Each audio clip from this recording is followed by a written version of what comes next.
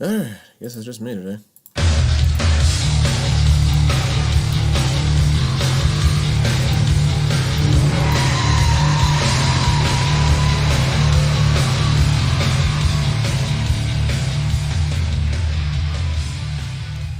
Well, it is another Wednesday night of interesting week in football, I must say. I bet I just wish this team builder would load. But it's been an interesting week. Amazingly, the officials, despite their best abilities, didn't actually ruin the Rams in terms of beating Brady. And the Steelers appear to be, well, they're white hot at this rate. I don't really see any sign of them slowing down in the near future. I mean, the Baltimore game might give them more pieces to come back against, but let's face it, after that Titans game, I don't really have much confidence on the Steelers.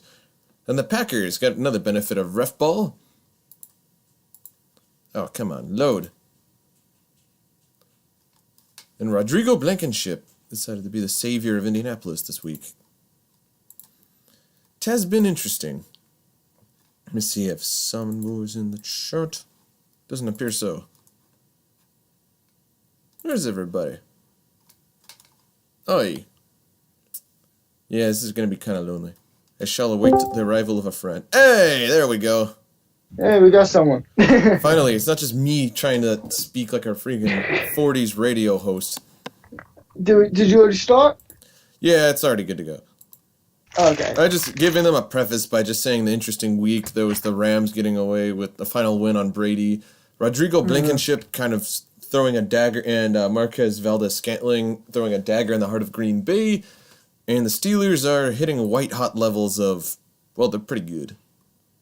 They're pretty good. They're pretty good. Solid. They're pretty good. They're just good. Hey, that's pretty good. I don't know. Good. Hey, that's pretty good. Really good. Yeah, I have to say it like Nacho Libre. Really good. Someone asked me how 10-0 feels. I responded with better than 9-0. Hey, ask It feels a lot better. the Jets. Oh yeah, that's right. The Jets I must address are 0-10. And another thing about the Jets and the Steelers, crazy to just throw this out here. Both need to win this. If both of them win, and Atlanta at least ties against against the Raiders, then the Steelers clinch a playoff spot. Do I think it's going to happen? No. Also, you realize the Jets are officially the first team eliminated from playoff contention. Oh yes, that is. Everyone just mentally mathematically put them out before, but now it's just technically official. Seriously, they're not going to win out. There's no way. Yeah, they were not going to. But they can't say they have no shot when they technically do have a shot. Right, so they don't have a shot. Like, can you honestly see Gase winning a playoff? But they have it's mathematically possible. I'm not saying it's actually possible, but from a mathematical standpoint, it was possible up until this week. But now this week. Yeah, fair enough. Still, in all honesty, though, kind of going back on Joey's proposition, though, now seeing a Drew Lock for a Sam Darnold trade, and possibly Von Miller, it'd be quite interesting to say the least. Honestly, it's not. I don't think it's that much of an upgrade. I mean, Sam Darnold's got more potential than Drew Lock. He's got more potential. I think he's got more potential, but I don't think either of them, really seem like it, especially in that system. I don't think. And Elway is just, Elway just is not he's not the GM. Player, god awful GM. No, he's like the Michael Jordan of the NFL. Both were great players, but both are god awful GMs. Do you know how bad of a GM Michael Jordan has to be for me to know that he's a bad GM? Very bad. He's a GM. I don't watch a lot of basketball.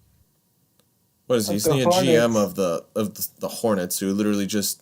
Actually, no, wait. That's not the Hornets' fault, I must say. I think that's the fault on Golden State for not taking LaMelo. Because, they needed someone like him to fit their offense, and yet... Yeah, but they also need a big man, right? They need a big man. LaMelo's not that big, So What? No. I know. Oh no, I'm talking about Golden State need a big man. Now, So that's Golden why State they needed took a big man Wiseman. because, I mean, Iguodala's out. And then I didn't realize Yeah. that Klay Thompson really meant a lot to that particular system. Oh, huge for that system. Oh, yeah. Honestly, I don't know. I'm gonna be honest with y'all. I do not know enough about basketball to, talk about this nonsense. So I'm not going to. Um, the and one thing I wanted to touch on when it comes to the Steelers is that I think honestly the Steelers probably have arguably the third best wide receiving core in the league. Mm-hmm. I mean, and you might feel like, oh, well, who are their top two guys versus the other guy's top two guys? It's not necessarily just about that. From a depth standpoint, every single player on the Steelers, all five of them on the current 53-man roster at wide receiver, Mm-hmm. can get the job done and get probably significant time on a lot of other teams. Yeah, at least the way they're playing right now, right? Mm-hmm. Like Ray McLeod, he wasn't very good for Buffalo and didn't get a whole lot of time for Buffalo. But then we picked him up, and now he's a beast because we know how to use him. Similar case, Minkah Fitzpatrick. Oh, I mean, Kevin Colbert, great GM.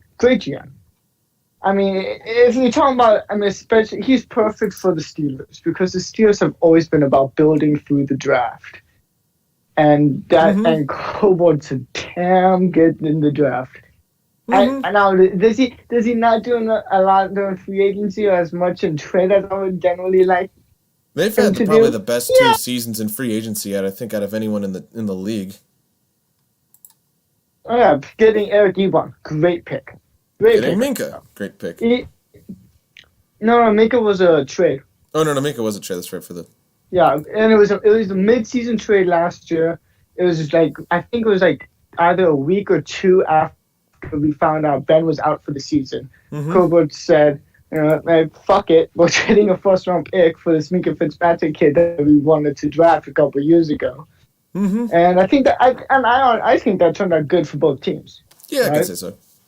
That worked out well for both teams. Miami got a first-round pick back from Minkah Fitzpatrick, and the Steelers got an all-pro safety. Yeah, pretty much. I'll take if Minkah Fitzpatrick's my first-round pick, I'm cool with that. I can live with that. That's pretty good. I mean, I'd take him over any other safety that came out of that draft that we would have potentially got. Well, could you honestly name...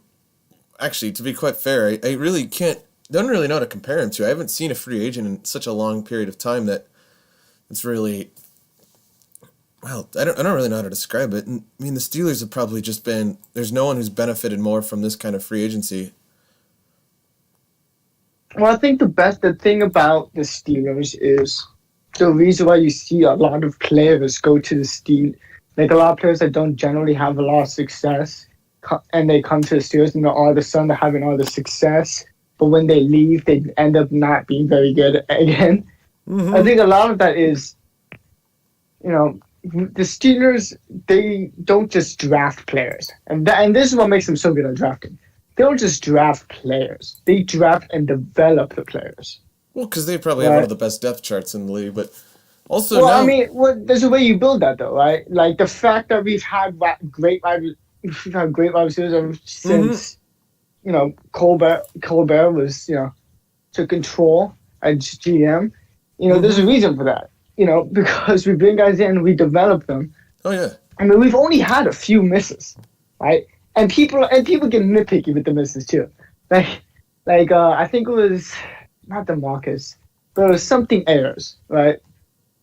I forgot his first name, but Ayers was a 7th-round pick, and we drafted him. People were like, "Well, that was a whiff." Like, was a 7th-round pick. It's not like we really got him because a lot of people didn't. There's a reason why he went to the 7th round, right? Because he wasn't expected to really be that great. So with that being said, we didn't really lose a whole lot. But it feels like at this point, they'll cut someone, and I'm like, why the hell did we let go of that guy?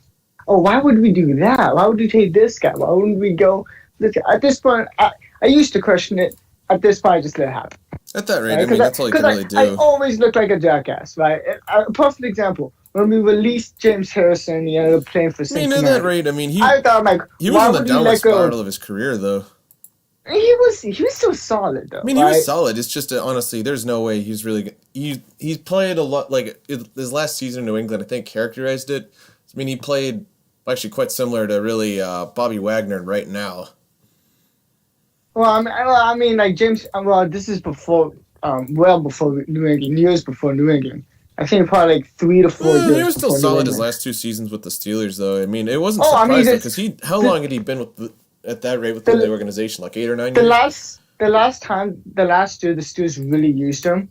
Mm-hmm. We got him midway through the season. He came out of retirement and we picked him up, and he ended up leading the team in sacks. Yeah, I see that. So dude still has some in the tank. We didn't use him as much the next season because we were trying to, help develop Dupree and T.J. Watt. So he wasn't getting as many reps. Mm-hmm. And because of that, like some weeks he'd be inactive, some weeks he'd be active, and he'd get a couple plays. True. And Now because of us kind of screwing him over. My other question is for you. What would you reckon is the playoff picture looking like for the NFC now? Like, what do I think it's going to end up looking like? Yeah. So you realize the Rams have the number 2 seed now. Let's go division by division, right? So let's start with this. Let's start with the Saints division. I think Saints end up winning that division. Sean Payton is, despite Brees being out for 3 games minimum.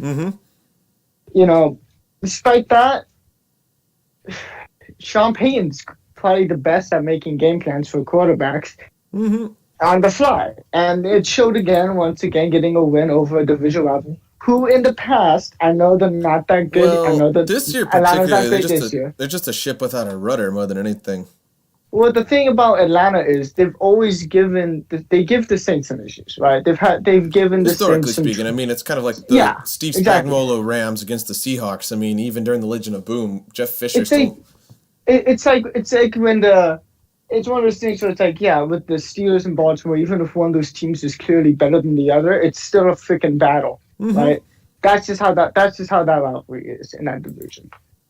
But I still think the Saints take it because the Saints next 3 games, next 3 games, are pretty. None of them are really. They don't really have anyone that tough to beat. They got Denver this week, I think, and then they have Atlanta, and then they have Philly. Yeah, I could see that. And I think Taysom can handle that. I feel confident Taysom and the rest of that offense, and the defense is the defense, and Sean Payton's Sean Payton. I think they get the job done. I think they maybe they drop that game against Atlanta. Denver might give them some fits. Don't really think Denver's not going to do anything. Win. I don't think they're going to win, but I think there's a shot that it might be somewhat close, but I really don't think so because Denver is just a kind of a train wreck right now. Denver's a massive train wreck right now.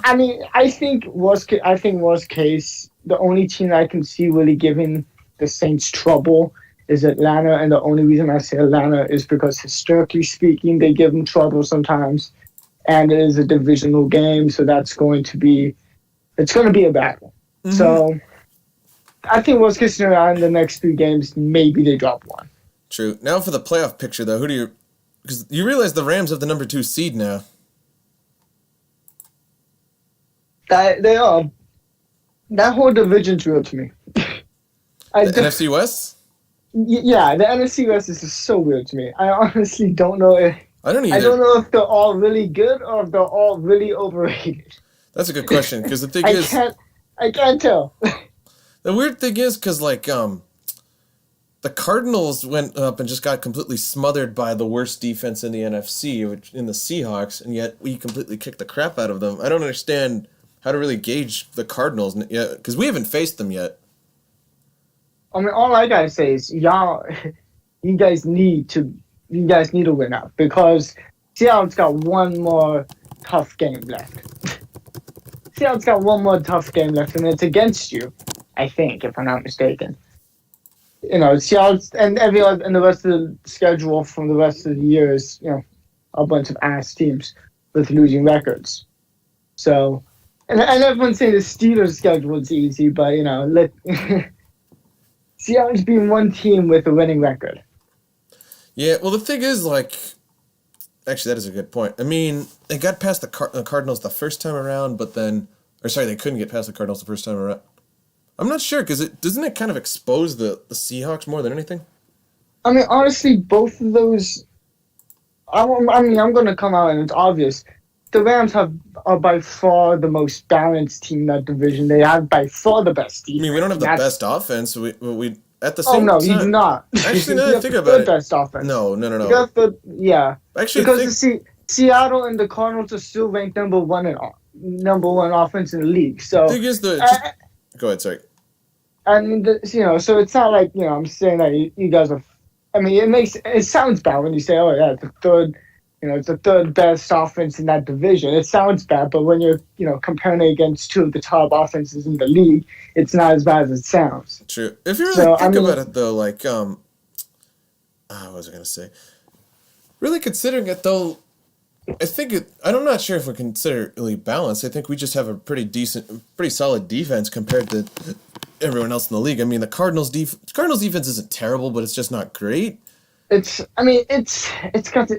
got a couple guys, right? They got like they got Patrick Peterson and Budda Baker, but that's it.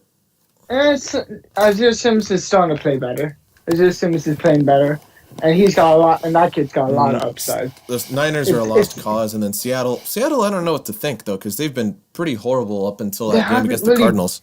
They haven't really. Again, they've only beat one team with the winning record this whole year.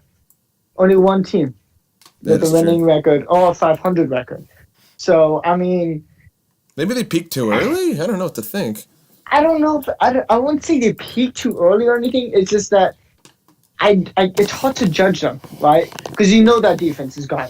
Yeah, that defense is terrible. This is absolutely horrible. The way you beat that defense is pretty much just pass the ball and be able to block Dunlap, right? Yeah, stay away from Bobby Wagner and block Dunlap, and you'll probably win the game.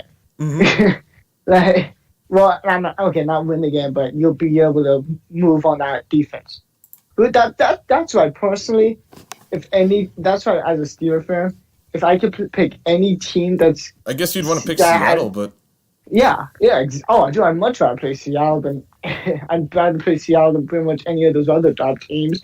I think I'd rather play Seattle than you guys just because that, Aaron Donald is scary. You guys would do better against us. The trick is it's kind of like Super Bowl 53. I mean, it's a defensive struggle. I mean, we have a pretty good defense, actually. We have like the third best passing defense in the league right now. But, I mean, you guys have the best overall defense, period. I mean, you guys have the best interior rushers. You guys have the best passing defense.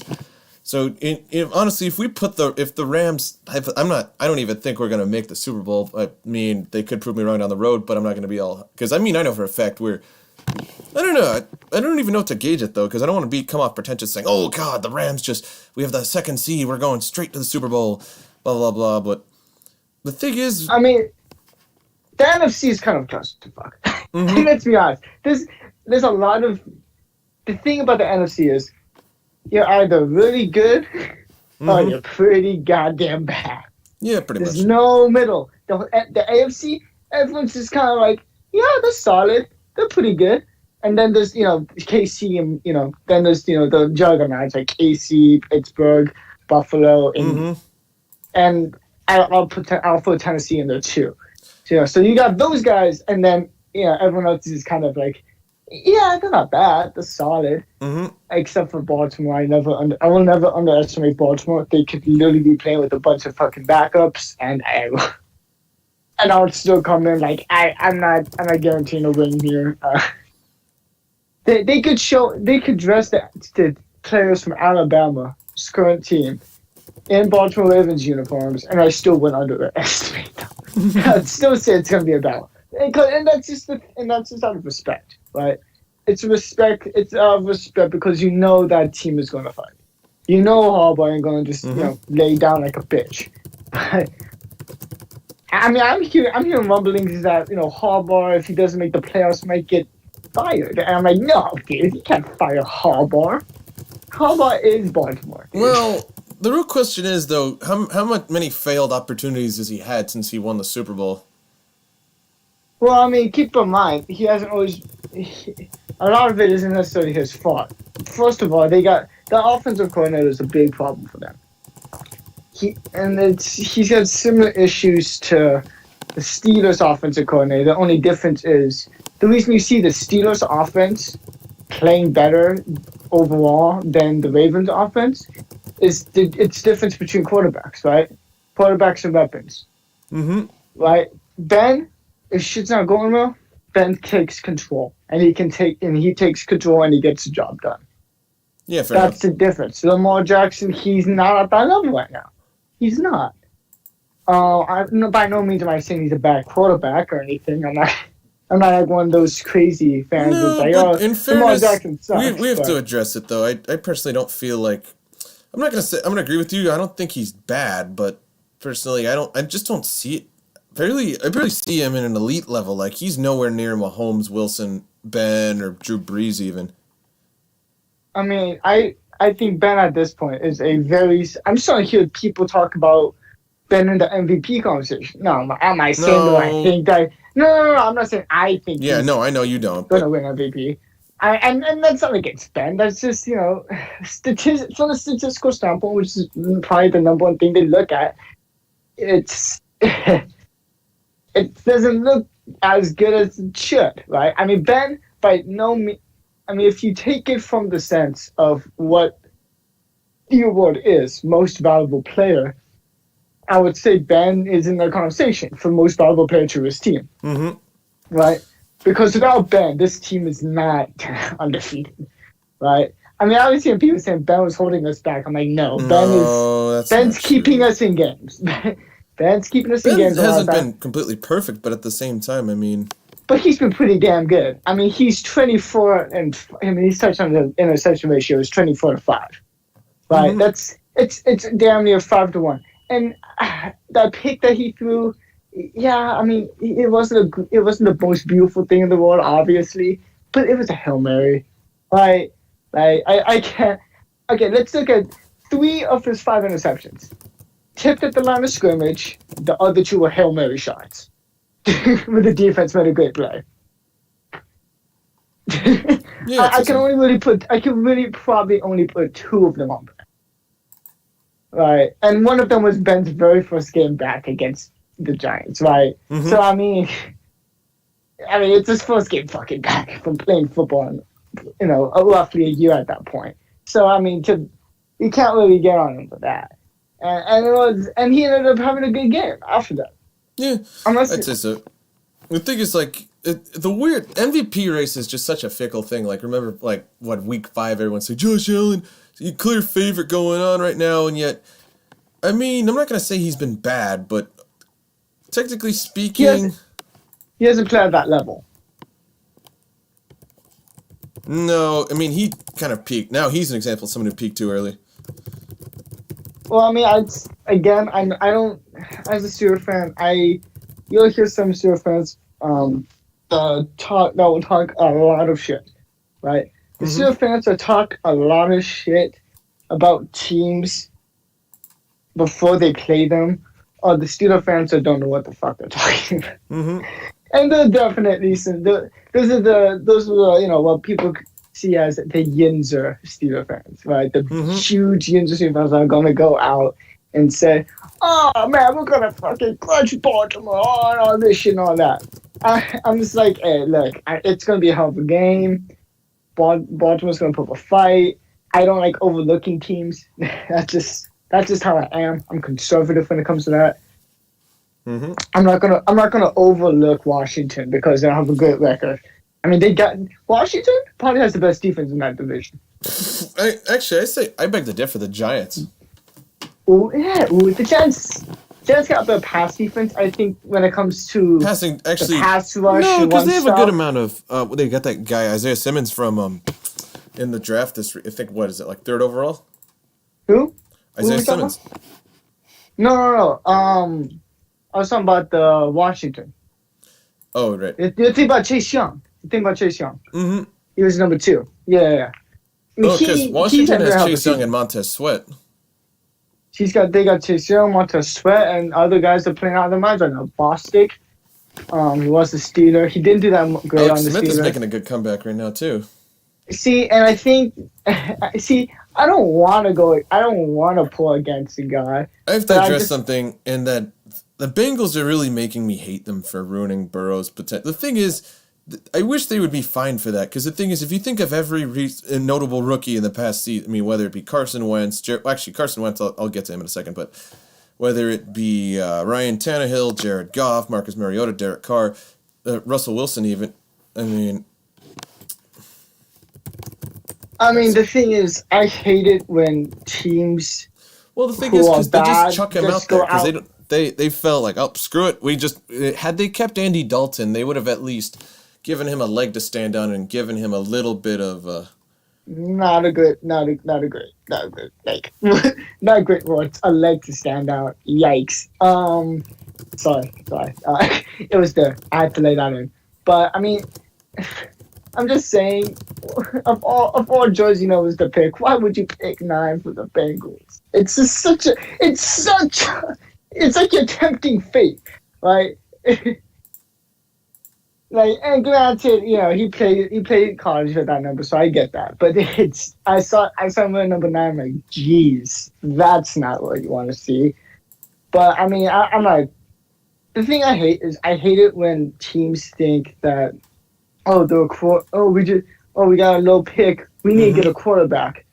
No, you need to get an offensive line. Well, the thing is, quarterback. That's just a commonality. If you think of everybody Daniel Jones, I will say, actually, no, Daniel Jones just doesn't have the talent. Regardless of. Well, I mean, it's hard to say with Daniel Jones, because he shows flashes of being really damn good, and then he shows flashes of him just being. I wouldn't say he's really damn. He just shows flashes of being solid, but. I think if you put him around enough, not even like just more targets, right? Mm-hmm. Keep Saquon and that receiving core, and especially with Evan Ingram, that's by no means that does he have bad targets, but you need to get an offensive line to protect him. And when you get it, you can't just get a quarterback and expect that's going to fix all your issues. You gotta have an offensive line. Well, that's just what's ruined people. I mean, that's partially what's ruined. Well, I wouldn't say it's the total blame on Carson Wentz. The thing is, even in that situation, like Goff's rookie season, like he wasn't great by any means, but I mean, he still managed to be collective in winning out. I think he got. And there was some. He got 2 wins during his starts. I mean, he had that awful game against Seattle where Jeff Fisher tried to kill him, but. Well, Jeff Fisher, the only reason why he didn't have a better rookie season. Jeff Fisher is prone to ruining quarterbacks. Just ask the likes of Sam Bradford, and let's see, Sam Bradford, Vince Young, Mark Bulger, Jesus, Case Keenum. Honestly, I think Marcus Mariota.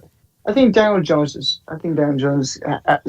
has potential to be pretty damn good, but if they don't give him an offensive line, he shows flashes of being solid. I mean, I wouldn't say he's the great. He has flashes of being like a great, but I mean, honestly, if you're gonna get teams that are one quarterback away, like Tampa Bay, great example. They were one quarterback. They were a solid quarterback that didn't turn the ball over away.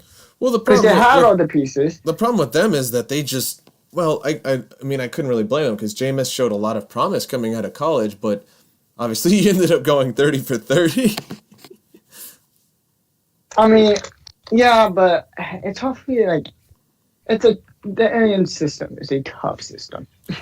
Well, I mean, remember Carson Palmer's first season in Arizona. I mean, he threw a ton of interceptions, but he was also pretty solid.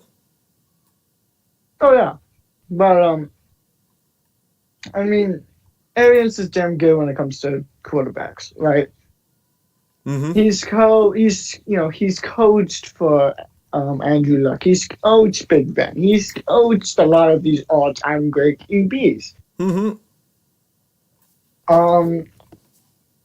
So I mean, it's hard to bet against him when when he makes a pick, when he makes a call like that, it's hard to bet against him in that situation. Mm-hmm. You know, and quarterback is by far the hardest position to judge. Well, you never especially know. coming out of college. Especially you never coming out know of because college. people, if you think, I guess I could use the Goff example again, but everyone said, after the first season, like, oh, he just doesn't show any signs of potential. But at the same time, he had a coach who didn't know what he was doing and a team that really was on the downgrade until McVay completely rebuilt the offense. The same goes for Mariota because, he made the playoffs, what, his second, third season? Yeah, but I don't think he really had any talent. He didn't really have enough talent around him to actually do anything. He really didn't, but at the same time, he just had no. It's just two people being too quick to judge. Jameis got off to a hot start initially, but at the end, it just wasn't the case because he just had potential. He had potential with a great arm talent. He just never had potential to be that accurate, which I find mostly funny because he's on the Saints now because they went from arguably the most accurate quarterback of all time to the most inaccurate quarterback of all time. I wouldn't call him the most inaccurate quarterback of all time. No. I've seen the pretty. Speaking of, looking at his stats completely, he's got one of the worst, actually probably one of the most balanced touchdown to interception ratios of anyone who's ever played so far. I don't know. Jameis Winston's pretty god tier at that. Man's went 500, but no, the man is a 500 quarterback rating. But it's so funny. I want to say one thing, man. That Steelers defense last week, yes, I know it's Jacksonville and Jacksonville sucks. I know, I get that. Okay, but Jacksonville's got some talent offensively, right? It's hard to overlook that. They're borderline almost a quarterback away from that being a great offense, right? Because they got damn good receivers. James Robinson is a great fucking running back. But the problem is Jake Luton, man. I get it. I can't blame the guy too much because we were killing that guy. I think the first play of the game. I think TJ Watt got a QB hit. Right out the gate, I saw that. I'm like, oh, this is gonna be a rough one for him.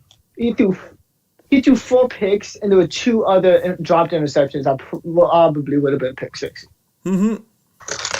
That is wild. Hey, Terrell Edmonds, man. Edmonds.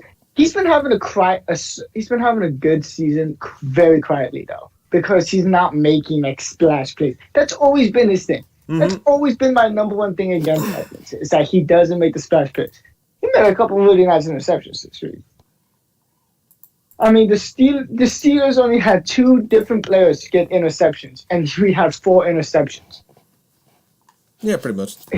And both of them are safeties. Minka Fitzpatrick and Terrell Edmonds both got 2 interceptions each. The Steelers defense really looked good. They held Luton to, or as I like to call him, Crouton, because it was because of I was thinking about it was the battle of quarterbacks whose names remind you of food, right? Luton, Crouton, and Roethlisberger. But as I'm I saw Luton. I'm like, oh, that's how you pronounce it. I'm like, oh, we call him Crouton. But I'm going to keep calling him Crouton until he does something. Do something, homeboy. But he had a UBR of 15.5. That's actually kind of funny. That is fucking terrifying. 15. Maybe you should put that guy back in. Crouton. Most likely, man. Those stats are pretty solid. Damn. He threw for a decent amount of yards, but he was throwing the whole goddamn game. There was a stat, I think, late in the 4th quarter. I think there was 6 minutes, 50 seconds left when they said the stat. Deontay Johnson had more receptions that game than Jake Luton had completions at that point in the game. That is insane. Deontay Johnson he looks more and more like AB every time, minus the being absolutely fucking senile and doing stupid shit. Outside of that, I mean, they both come from Florida. Neither of them were early draft picks, and they both played a similar way and got a similar start on the Steelers, right? Both started off with Tony Bonds. They had success. We started using them at wideout. He's been getting the job done. And I think I have confidence in every single one of the receivers to make a play. Yeah, I can see that. So like Juju reminds me of Hines Ward, right? If I could compare Juju to any wide receiver compared to Hines he Ward, just doesn't have the build. Hines Ward. Hines Ward was kind of stocky. oh dude, that boy built. Mm-hmm. But I think one thing that we need to talk about because it's brand new news today. Fucking Baltimore, man. God damn it, man. Yeah, I can understand that. On the bright side, I get to relax tomorrow night, and I get to actually, because there's a lot of good stuff coming out of Madden tomorrow night. So that's the upside for me. Mm-hmm. But I mean, the downside is now I get to play man pissed off because the thing about this game was the way it was set up. This was supposed to be finally the guys get to have a little bit of a week. They get a long weekend, right? They get a longer break before they have to go back and practice again, which is a big deal for this team because they didn't get a bye. I mean, I think even if the Steelers don't go undefeated, I think if they drop 2 games, I still think it's the most impressive regular season of all time. And I think that just because these fuckers were going 24/7. Like it was just football for 17 weeks. And I mean, the Steelers have a tough schedule ahead of them. Yeah, I can see Definitely. Because I mean, 4 of the next 6 games are against really good teams. Baltimore is the worst of those 4 teams from a record standpoint. So you got a 6-4. You got a 6-4 team. Then you got 3 7-3 teams. And that's. I'm not. Actually, no. Now I have to turn attention to the Browns, man. Like, what's your opinion of them? I don't know yet because they've gone through all the easy games for them. Browns have actually been solid. Oh yeah, the Browns. Oh no, the Browns are solid. I've been saying the Browns are good. Everyone's been like, no, they're the Browns. I don't care. They have a good record, but I beg to differ. I don't know yet. We don't know how good they are yet. Mm-hmm. But they still play the 2 games that are going to really tell the tale. Is when they play Tennessee in 2 weeks, if I'm not mistaken. 2 weeks, 1 week, something like that. In the next couple of weeks, they play Tennessee. And then they play Baltimore the following week. Those 2 weeks are going to be very telling. If they win one of those 2 games... Baltimore is in kind of a desperation, though. Oh, yeah, that's what's got me the most worried about this game, because Baltimore needs to win this game. If Baltimore doesn't win this game, it's not looking good for playoffs for them. Because then they're 6-5. They can't win the division at that point because it'll be physically impossible for them to win the division if they lose this game. Because they'll be down 5 games with 5 games left, and we would have had swept them, assuming we win. Yeah, I can see that. And,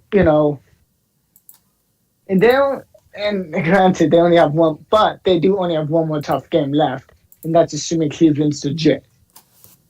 Cleveland's the only, after Pittsburgh and Cleveland, besides those 2 teams, the rest of the schedule is just easy. Easy. Same with Cleveland. They got 2 tough, they have 3 tough games, but the other 3 are pretty light. The Steelers got 4 tough games and 2 ones that people are going to call easy. Washington, I'm not going to call easy. I don't really know what else they have left to prove, though. The Steelers? I mean, we have to beat fucking Kansas City, but even if we do, we'll probably still be called fakes. Actually, I have to mention that Kansas City's defense looks genuinely bad. And that's what gives me hope. That's right there is what gives me hope. Because I know that we're more balanced than them. Significantly more balanced than them. I believe that our defense can get are going to be able to get more, at least as many, if not more, stops, then the Raiders got off defense. Yeah, Raiders did get screwed by the officiating though. Like the thing is, They Kelce, kind of did, but then yeah, they I had can too many see chances. that. It's a combination of that and just pretty much they gave. I mean, like they left Kelsey wide open on way too many examples. But Well, the thing that happened was the safety that was in that position, guarding. He was in position to make that play, but he saw Mahomes roll out like it looked like he was going to run, and he came down on that. He came down on Mahomes with under 30 seconds left, thinking Mahomes was going to run like he's Lamar Jackson. Now, I'm not saying that he can't run, but he's not running it. In that situation, Mahomes isn't taking to run that ball. yeah, most likely. He's not going to run that ball. Right? And you, of all people, did not have to go out. And he came off, and that's exactly what Mahomes wanted. He threw it to Kelce wide open the end zone. I mean, I feel like if you play a perfect game and a really bad call, really egregious call, is what screws you. Like for example, if had like the tuck rule, right? They played a very good game that game. The Raiders did against the Patriots. And that one really bad call ended up costing them.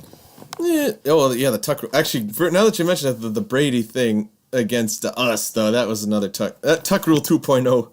That one's more questionable because technically his arm is coming forward when he finally loses control. And it's barely coming forward. The other thing, though, is now then that's the case, so then there's also the question of grounding because he threw the ball directly into the floor. Well, it's because it got hit. Oh, right. If the ball's tipped, still though, but who was available? Because he had his receivers scattered on both sides. There was nobody.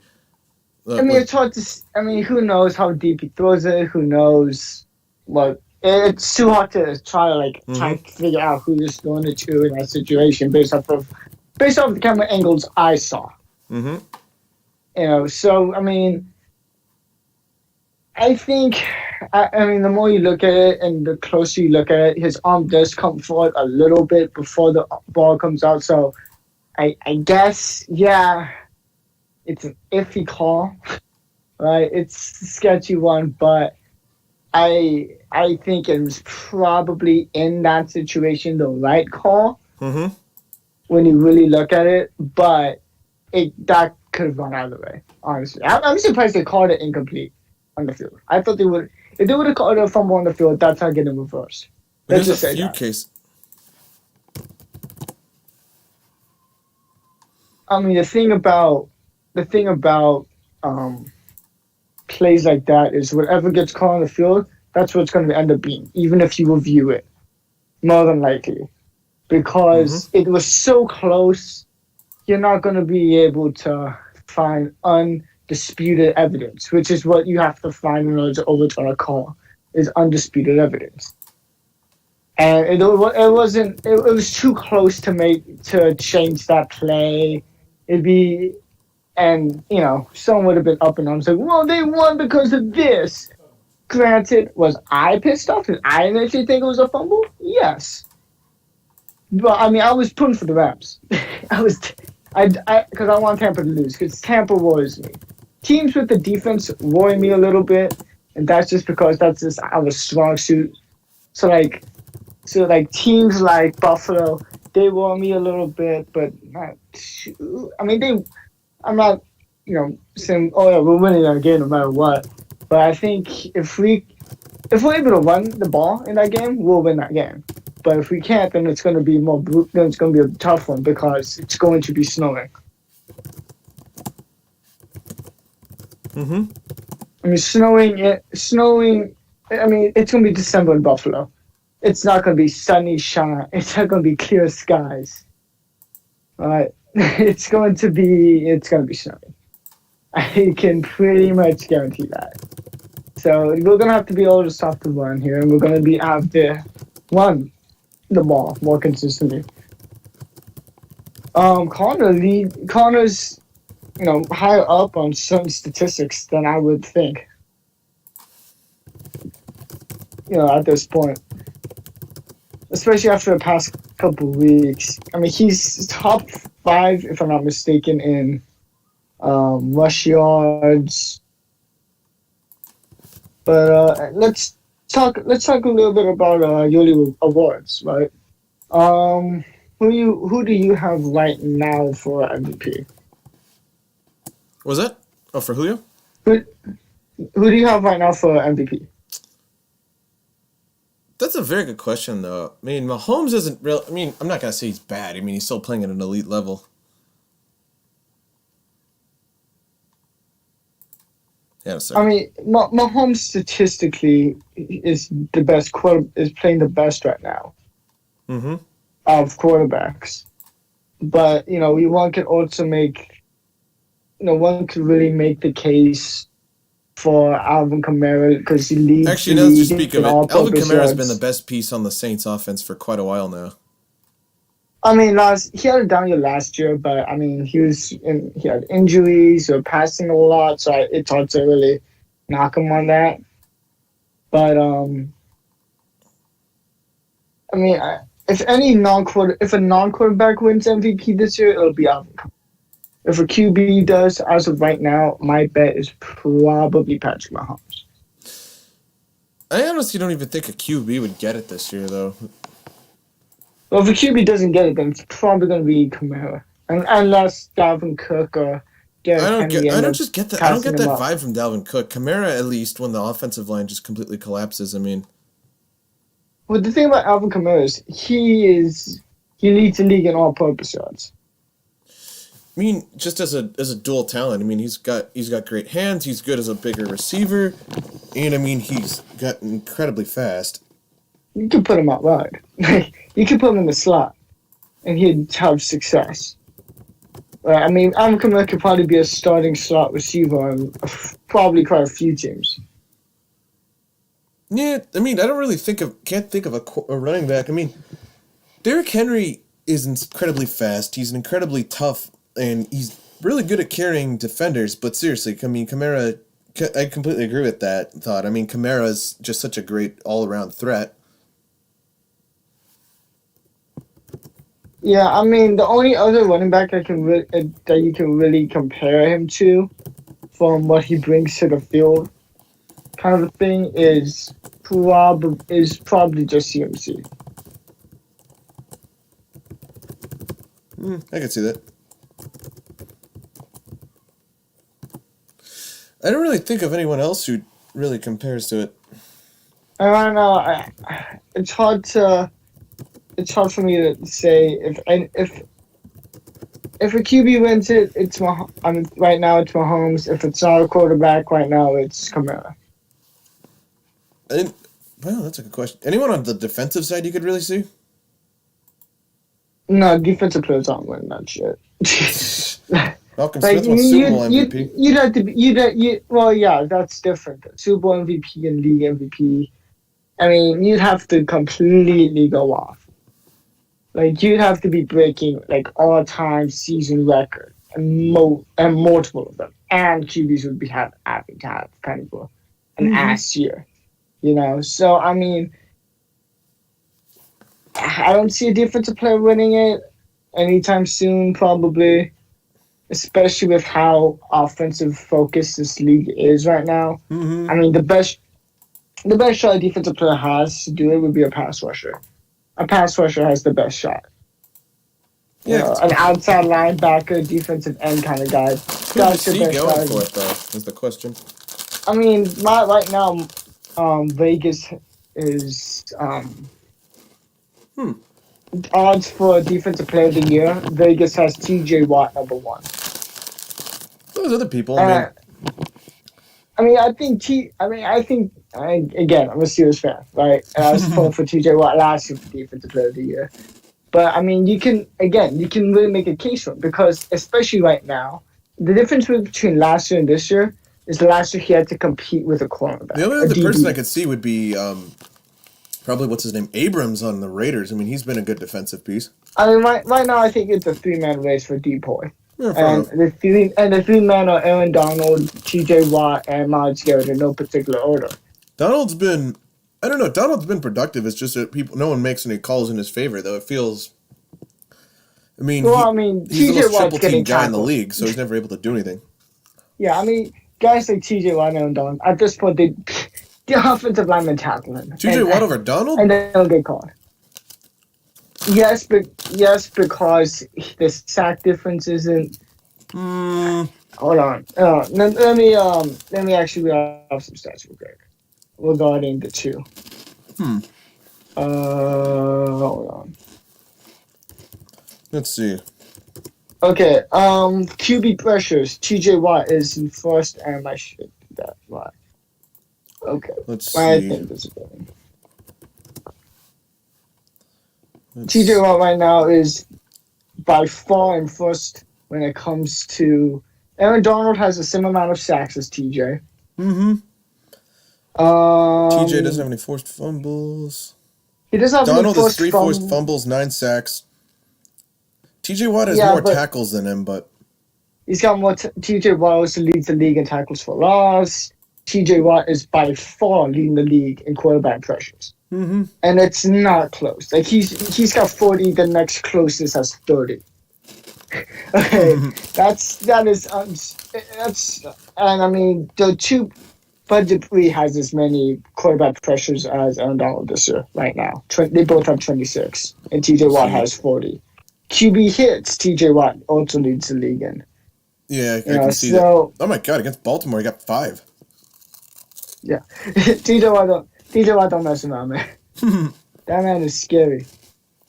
But I mean, you can make a really good case for TJ because he is in 3 major categories. TJ Watt is first, and he's first in QB hits. He's first in quarterback pressures by far, and he's first in tackles for loss. I can see that. And he's tied for second in sacks, and he's only half a sack behind. I just realized tied for first. I just realized something depressing. Without Ravens Steelers on Thanksgiving, you realize we have to watch the Cowboys and the Lions. Yeah, I ain't watching it. I don't know anyone who would want to. I'd almost watch the WNBA over that. I don't. Okay, I wouldn't go there. I mean, I'll probably watch. I might watch the games, right? Just because it's football, and I'm one of those guys. I'll watch. You put a game on, I'll watch it. Fair enough. That's just kind of how I am, right? Houston, Detroit. Who you got there? 2 underdeveloped teams. In Detroit. I'd say Houston. That's tough for me, but I also got Houston. I mean, Houston isn't perfect, and they're far from a playoff contender, but at the same time, Deshaun Watson is still insanely talented. It's hard to bet against them. I think I saw Detroit was missing a guy or two, a key guy. Aren't they missing Swift? I think they might be missing DeAndre Swift. Also, if you think about it, actually, on the contrary end, I mean, Detroit did give a rather hard time, and I think they got 4 interceptions on Kyler Murray. Yeah, but I don't know. Kyler had, every quarterback somehow have the down day. I think that was just Kyler Murray's down day. But at Watson, I don't think he's doing that against Detroit. He's more experienced. He's more hardened, I have to say. He's more hardened. Well, he's definitely more hardened, and Watson's used to having to carry the whole team on his back, right? He's used to it. I mean, before at least he had Hopkins to help him out a bit. Kind of like, oh, screw it, he's down there somewhere kind of thing. Also, the Lions have one of the worst O-lines in the league right now. Yeah, and J.J. Watt. Well, I mean, it's not like the run game's going to be a huge factor in that game on that side of the ball because both are god-awful. I just completely forgot. They have Laramie Tunsil still. That was... I mean, it was a bad trade because they gave up too much. Tunsil's a good player, but they did need to get him because... Imagine if he was still in Miami now, though. Oh, shit, dude. Well, I mean, didn't they draft a good left tackle to replace him? I think so, actually.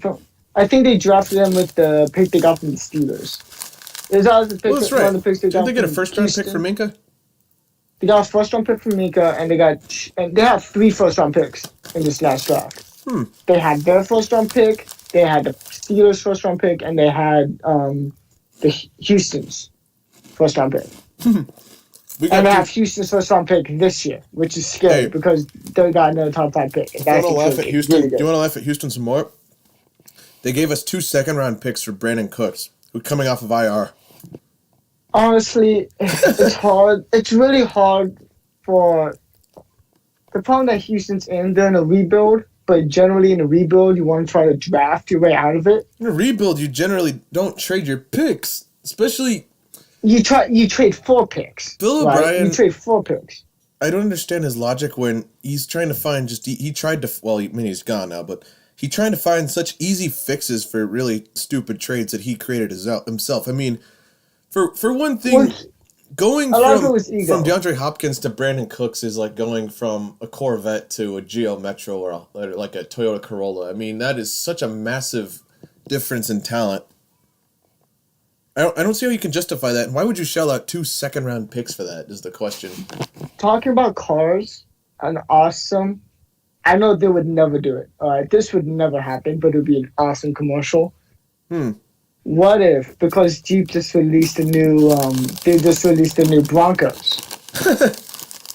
What if for a Super Bowl commercial, they have OJ driving a white Bronco? No. That would be awesome. They would never do it. It'd never happen, but it'd be awesome to watch. They'd have to make a It joke would about him getting away never- with murder, first of all. It'd never happen. It'd never happen. That commercial would never happen Hey, in a million hey. years. What if But- I got an idea for it. What if they had Ray Lewis picks him up when he's running out of a bank and say, make that 2 of us getting away from murder? I don't know. All I know is O.J. Simpson white Bronco commercial would be killer. Next game for Thursday, Washington Dallas in Dallas. That might be interesting. Let's see how the... I think Washington might be able to make this upset. They have a shot, right? Because they have a damn good. Their defense is so very Dalton's back. good. Dalton's back. I mean, personally, me, I want to see Washington lose just because it helps Ben out in the comeback player of the year. And he's gonna need all the help he can get, not because of anything he's doing, but just because Alex Smith came back from. That's why I think Ben would have to have significantly better stats, which I think he will, but I'm not Yeah. sure if they'll give it to him. Actually, I think he deserves it. Ben's still a top 5, statistically speaking, in the league right now, you know? Oh yeah, Ben's killing it right now. Top 5, but everyone's got him in the top 7, right? Top 5 is tough because there's Rodgers, Mahomes, and Wilson. Those that's already a pretty good size of that top 5. And then it's like, well, where do you put Breeze? You put Breeze above Ben? Yeah, probably at this point. Well, the thing is, Wilson got knocked out of the MVP candidate race because he's been throwing a ton of interceptions lately. Yeah, but so have the other people he's competing against, except for Mahomes. And Mahomes just threw his second interception of the season. I can People see are gonna that. say that's a. Quick question. Can you name 21 current quarterbacks, active quarterbacks, that are better than Ben Roethlisberger?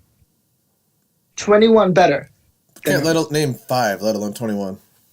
Exactly. Thank you, Pro Football Focus, because Ben Roethlisberger is rated 22. He's the 22nd best quarterback in the league. Really? Really, Pro Football Focus? I mean, and look, I know, and the stats they use to do it. I'm agreeing with you. Like, I don't know why he'd be that low. Well, because Pro Football Focus doesn't like the Steelers, technically, usually. I mean, occasionally, they love TJ Watt, right? They love TJ Watt, and they love our defense. They hate our offense. With a passion. They hate the Steelers. They have the Steelers third still on the power ranking. Like, dude, come on. I don't really think of anyone who's better than them, though. Dude, this is the first week that they've had Pittsburgh above Baltimore the whole year. This is the first week. They just now barely over Baltimore. We beat them. How are they better than? How can you put them above us? Didn't they lose to the Patriots? They also lost to the Patriots. Yes, granted, they were also playing a hurricane because God said, So what though? because God They're not said, in a dome. I put money on this game. I mean, honest, neither of them are dumb teams, but Yeah.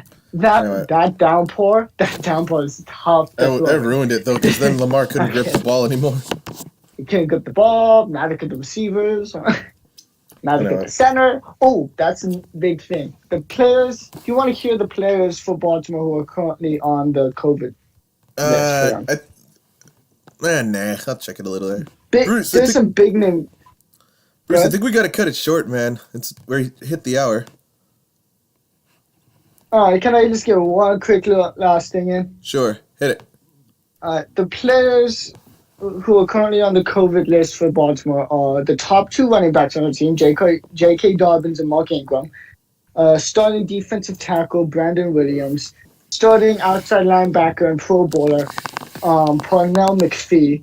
The first and second string centers, and Calais Campbell. That's significantly bad. That is significant. That's a tough one. Be Oh, interesting and the luckiest of all is Trace McSorley is also on that list. Throw it on. I heard that shit, and everyone's like, Lamar may have Lamar before they announced who the guys who got it were. Like, Lamar may have it. Lamar has it. I'll be good. And I'm out here. I'm like, but Trace McSorley. The only plus that I could see out of that is that we get to see RG3 take the field again. I mean, honestly, RG3. I mean, he's still solid. Like, I'm sure he could. I don't know if he could sell him maybe really bad teams. Like, I think he could probably compete with Wentz right now. I think he can. he can compete with